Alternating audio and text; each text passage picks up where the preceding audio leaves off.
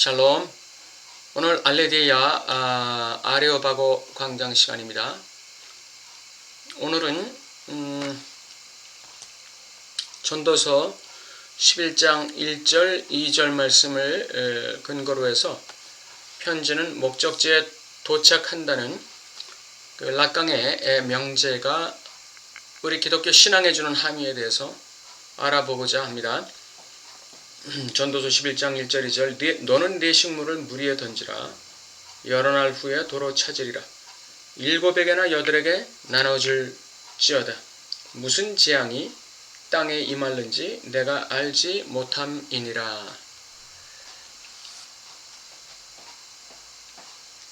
락강의 명제인 이 편지는 목적지에 도착한다는 말은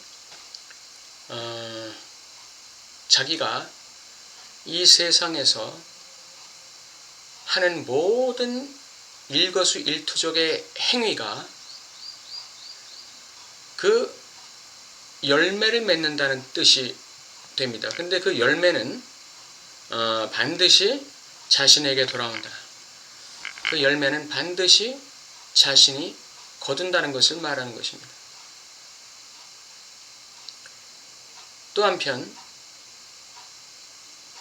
어떤 A라는 주체가 쓴 편지가 돌고 돌다가 수많은 사람들 중에 어떤 특정한 인물의 의식과 무의식에 부딪힐 때 그 A라는 사람이 쓴 편지는 바로 그 특정 인물에게 효과를 발휘한다는 의미이기도 합니다.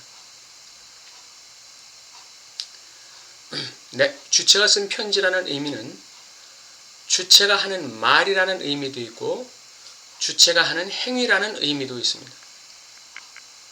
내가 하는 말도 그 결과가 나에게로 돌아올 수 있고 그 결과가 다른 사람에게 그 말이 영향력을 미칠 만한 다른 사람에게 도착한다는 의미가 될 수 있고 또 한편 나라는 주체가 한 행위가 그 결과로 나에게 그 결과가 열매가 돌아온다는 뜻일 수 있고 또 나라는 주체가 행한 그 행위가 어떤 타자에게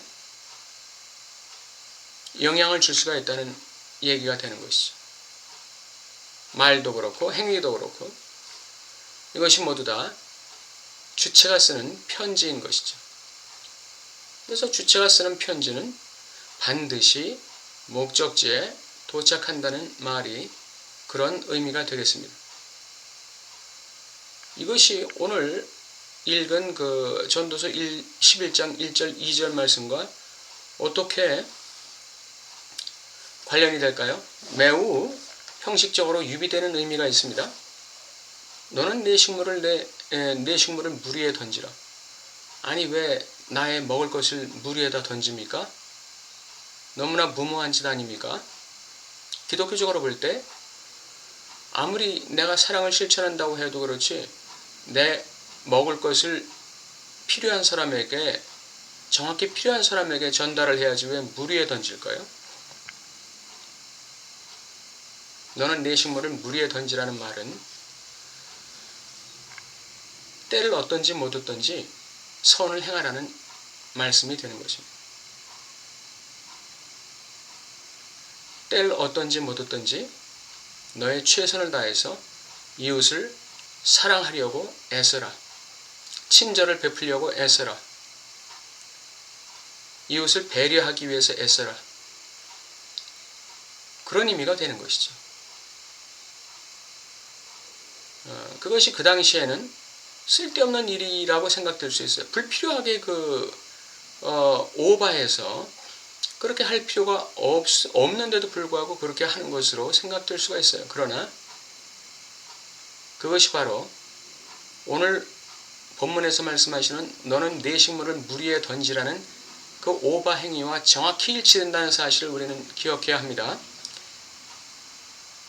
그러한 모든 정의로운 행위들, 그러한 모든 그 justice, 정의로운 행위들은 반드시 여러 날 후에 주체가 도로 찾게 되는 것입니다. 굉장히 무서운 말씀이기도 하고 우리를 위로하고 소망을 주는 말씀이기도 하죠.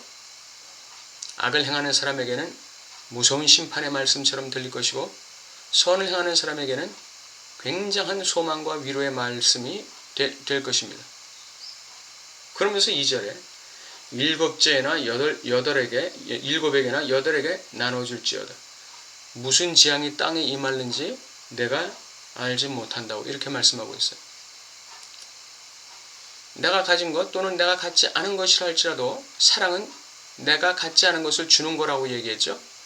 다시 말하면 상대방에게 소망을 줄 수 있어요. 말로 내 마음으로 상대방에게 위로를 줄 수 있죠. 내 진심 어린 동참으로 상대방에게 삶에 대한 용기를 심어줄 수 있는 것입니다. 또는 나의 경험이나 나의 삶을 통해서 상대방에게 인생의 헛됨을 가르쳐 줄 수 있습니다.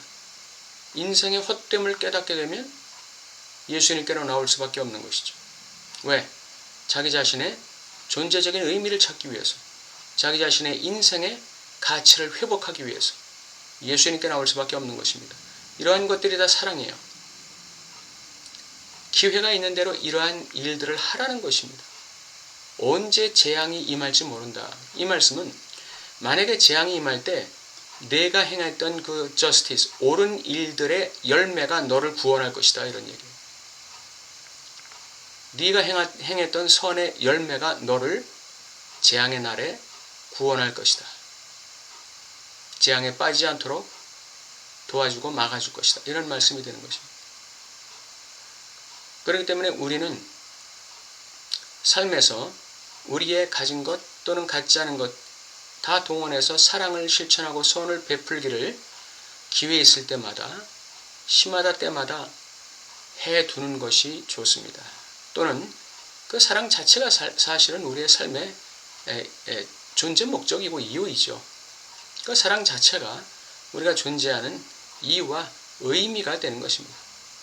그렇게 할 때 그것이 바로 우리가 쓰는 편지예요. 그것이 바로 크리스찬이 쓰는 편지가 되는 것입니다. 그 편지가 목적지에 도달하는데 나에게 도달할 수도 있고 내 자녀에게 도달할 수도 있고 내 가족에게 도달할 수도 있고 내 형제에게 도달할 수도 있고 내 조카에게 도달할 수도 있고 내 부모에게 도달할 수도 있고 또는 내 친구에게 도달할 수도 있습니다. 내가 아끼는 나의 지인에게 도달할 수도 있습니다. 어쨌든 편지는 목적지에 도달합니다. 내가 행한 선이 나에게 오지 않는다고 낙심하지 마세요. 내 후손들에게 올 수 있는 것이고 내 형제들에게도 올 수 있는 것이고 내 자손 어느 세대에 올 수도 있는 것입니다. 반드시 오게 되어 있습니다. 그러므로 우리는 때를 따라 선을 행하고 의를 행하고 사랑을 실천하기를 게을리하지 말아야 합니다. 또 하나 우리가 주의할 것은 우리는 그 누구보다도 또 그 어떤 타인보다도 이 저스티스, 이 정당성에서 앞서 있어야 돼요. 크리스찬들은 그 행위의 정당성에 있어서 타인보다 앞서 있어야 됩니다. 그래야 우리가 쓰는 편지에 선한 결과가 우리에게 돌아올 수 있는 거예요. 예를 들어서 교통사고가 났는데 내가 더 많은 잘못을 저질렀어요. 그러면 내가 큰 소리 칠 수 있을까요? 나중에 손해 사정관이 와서 양방의 의견을 들을 때 내가 그 손해 사정관에게 나의 정당성을 더 주장할 수 있을까요? 그 뭐 손해 사정관이 두 사람 얘기 들어보면 누가 더 잘못했는지 확실하게 판단할 수 있는 것이죠. 내가 상대방보다 더 의로울 때, 정당성에서 더 우위했을 때 나는 내 권리를 주장할 수 있게 되는 것이죠. 예. 요건 오늘의 얘기와는 약간 초점이 다르지만 하나의 팁으로 여러분에게 전달드린 것이니까 여러분께서 참고해 주시기 바랍니다. 그 누구와의 관계에 있어서도 정당성에서 뒤지지 마시기 바랍니다. 이것은 오늘 내 식물을 물 위에 던지라는 이 말씀과 완전히 별개의 말씀은 아닙니다. 일맥상통하는 부분이 있기 때문에 제가 말씀드린 것입니다. 오늘 말씀이 여러분들의 삶 속에 하나의 작은 도움이 되시길 바랍니다. 감사합니다.